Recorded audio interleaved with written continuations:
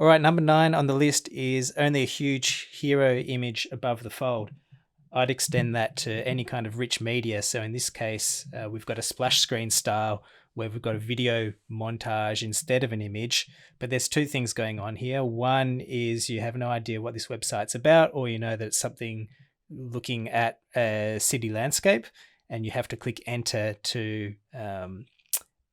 understand what that site's about. So there's two things here. One, there's no context of what the site is about. And number two is you have to do an extra click to find out that information. When there's another example, let's have a look at this one. Again, a full screen image. We at least have a indication of who the organization is.